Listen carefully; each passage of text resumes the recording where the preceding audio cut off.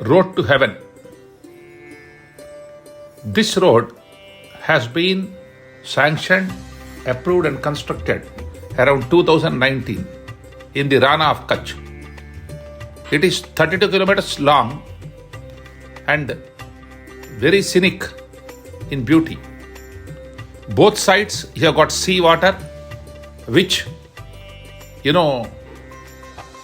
gets condensed and thereby the salt surfaces on top of the sand. There the whole area becomes white in color. Probably we need to correlate some small experiences of ours.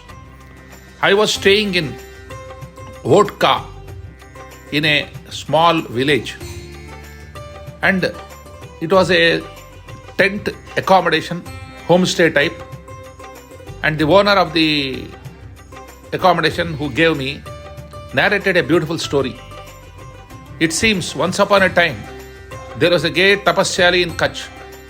People approached him for land, and at that point of time, maybe around 1000 years back, there was sea water everywhere in Kutch. His prayers and his control over the five elements of nature made the sea water to recede. But there are many fishes and many creations inside the sea which died. The Tapashali did Prayashchittam, and then as he finished his Prayashchittam, the whole Kutch had lot of sand, desert sand like. They saw a cow thereby. They declared it as Gochar. It is very interesting to know about this. These lands do not have any document of title. The owner is the cow, Gomata. So anybody staying there can have a tent, can make a living and go, but he doesn't have a title as such. So Rana of Kutch also must be the retrieval of sea sand in place of water. And from November to January, as the sea water dries, you find the whole surface white and very picturesque. One should visit this place and then only enjoy the scenic beauty there. God bless you all. From temples and from seashores, let us come to a beautiful species of birds, flamingos. These are trans-migratory birds traveling all the way from the continents of North and South America. A normal flamingo will be about 4 feet in height and around 3.5 kgs in weight. It is generally white and pink in color. Some have red color. They come from US. They feed on mud and silt, algae, insects. These flamingos are found particularly in the months of November, December and maybe mid-January. They come, they hatch, they multiply here. Because of the winter, onset of winter in US, which is going to be very extreme for them, they travel thousands of miles to be here.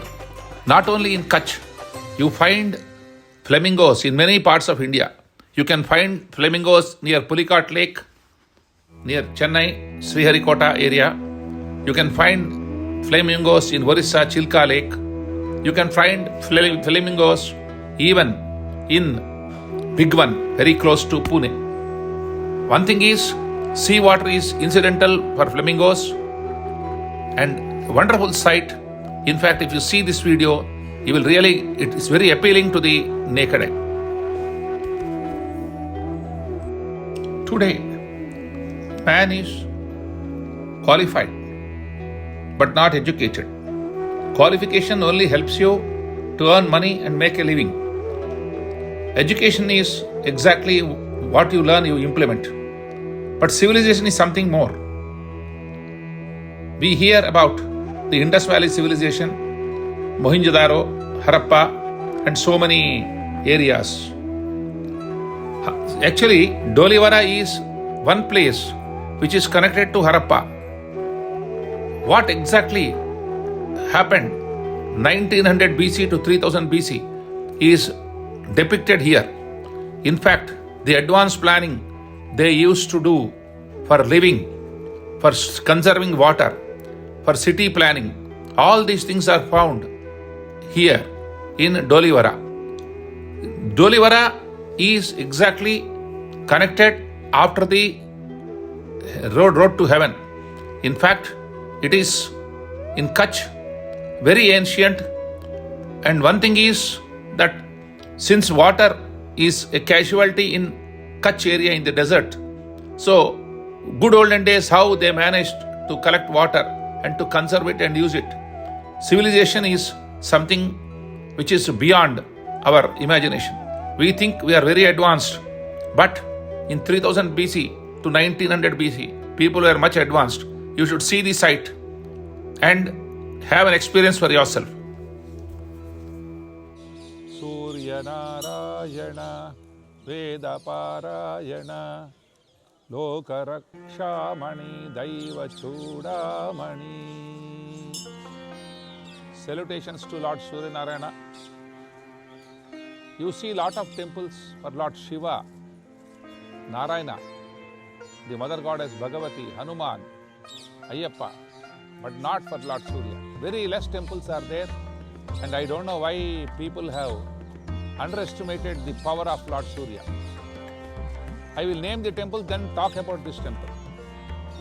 Suryanar in Kumbakonam, Arsivilli in Srikakulam, Konark in Orissa, Gollala Mamidada, once again near Samarlakot in Andhra, Suryanara temple on the temple tank of Tiruchanur, Aluvel Mangapuram, Tirumalagiri in Hyderabad, Adityapuram in Kerala, one Sannidhi for Suryanarayana inside Kasi Sanctum Sanctorum, Martanda beyond Anantanag, Surajkund in Ayodhya, and Modhera right now where we are presently standing.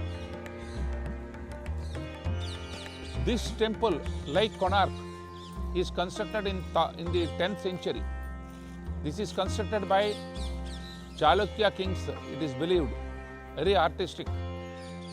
A comparison between Konark and Modhera. There is no worship in temple Konark, and similarly here also. Both are in a dilapidated condition. Konark temple is constructed by Nansingh Dev, while this temple is constructed by Chalukya kings. If Konark is on the east, on the Bay of Bengal, this is on to the west. If Konark is on Chandrabhag river, this is on Pushpavati river. That is a UNESCO heritage site, this is also a UNESCO heritage site. There is no puja there, here also no puja. The only reason is probably age and poor maintenance. It is told that there was a big diamond here and the rays of Lord Surya used to fall and illuminate the very temple itself. Gajani invaded this place, but about 20,000 people also could not do much to protect this area. And the architectural design is so beautifully constructed. I remember only Tanjavur. The shadow of Tanjavur Gopuram, which is 183 feet, does not fall straight away. Here also the engineering feat is similar. Wherever from the Surya rays fall, the shadow of the temple is not to be found. See the temple tank, the architecture, the grandeur. Modhera is definitely a place worth visiting. Surya, as far as we are concerned, see, he is the living God to the naked eye. He gives health, wealth, success and peace of mind.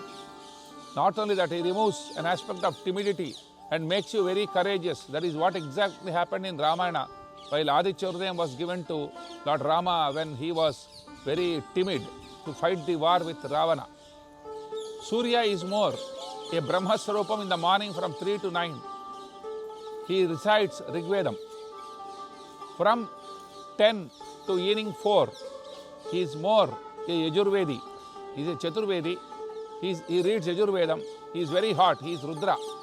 He burns everything. That is why his sun is very hot. In the evening sunset time, he recites Samaveda. He makes you very competent. He gives you Vivekam. Basically, lot of jnana. That is why he is called as sunset time. He is called as Viveka Surya Narayana. Well, we do lot of mistakes in the night. See, as he goes to the other hemisphere to serve the whole universe, he recites Atharva Vedam to rectify all the mistakes that humanity makes. If sunlight is not there, plants cannot survive. If sunlight is not there, human beings cannot survive. But the pathetic part is, without temple worship of Surya, still we are not surviving. Probably that is why we have a lot of health issues, lot of such things. So prayer to Surya Narayana, and in the days to come probably we require to depend on him, whether it is solar energy or solar system or whatever you call. Jai Surya Narayana.